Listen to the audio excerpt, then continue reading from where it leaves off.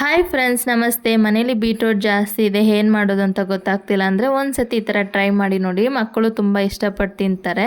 ವೆಜಿಟೇಬಲ್ಸೇ ತಿನ್ನಲ್ಲ ಅನ್ನೋರು ಕೂಡ ಇಷ್ಟಪಟ್ಟು ತಿಂತಾರೆ. ಫಸ್ಟು 3 ಬೀಟ್ರೂಟ್ ತೊಗೊಂಡು ಚಿಕ್ಕ ಚಿಕ್ಕದಾಗಿ ಕಟ್ ಮಾಡಿ ಮಿಕ್ಸಿಲಿ ಹಾಕಿ ಗ್ರೈಂಡ್ ಮಾಡಿಕೊಂಡು ಆ ವಾಟರ್ನ ಬಂದು ಫಿಲ್ಟರ್ ಮಾಡ್ಕೊತೀನಿ. ಇವಾಗ ಇದರಲ್ಲಿ 1.5 ಕಪ್ ಆಗೋಷ್ಟು ಅಕ್ಕಿ ಹಿಟ್ಟನ್ನ ಹಾಕ್ಕೊಂಡು ಚೆನ್ನಾಗಿ ಮಿಕ್ಸ್ ಮಾಡ್ಕೊಳ್ಳಿ. ಸೊ ನಾನು 3 ಬೀಟ್ರೂಟ್ ತೊಗೊಂಡು 1.5 ಕಪ್ ಹಸಿಟ್ಟು ತೊಗೊಂಡಿರೋದಕ್ಕೆ ನನಗೆ ಕಲರ್ ಬಂದು ಡಾರ್ಕಾಗಿ ಬಂದಿದೆ. ಸೊ ನಿಮಗೆ ಲೈಟಾಗಿದ್ದರೆ ಸಾಕು ಅಂದರೆ ಬೀಟ್ರೂಟ್ ಬಂದು ಕಮ್ಮಿ ಮಾಡ್ಕೊಳ್ಳಿ. ಇವಾಗ ನಾವು ಚಕ್ಲಿ ಹೊತ್ಕೊಳ್ಳೋ ಮಿಷಿನ್ ಇರುತ್ತಲ್ವ, ಅದರಲ್ಲಿ ಚಿಕ್ಕ ಚಿಕ್ಕ ಹೋಲ್ ಪ್ಲೇಟ್ ಇರುತ್ತೆ. ಆ ಪ್ಲೇಟ್ ಹಾಕ್ಕೊಂಡು ಈ ಥರ ವೀಡಿಯೋದಲ್ಲಿ ತೋರಿಸ್ತಾ ಇರೋ ಥರ ಹೊತ್ಕೊಂಡು ಇಡ್ಲಿ ಪಾತ್ರೆಯಲ್ಲಿ ಇಟ್ಟು ಒಂದು 10 ನಿಮಿಷ ಬೇಯಿಸಿ ತೆಗೆದಂದರೆ ಇಡಿಯಪ್ಪಂ ಬಂದು ರೆಡಿಯಾಗಿರುತ್ತೆ.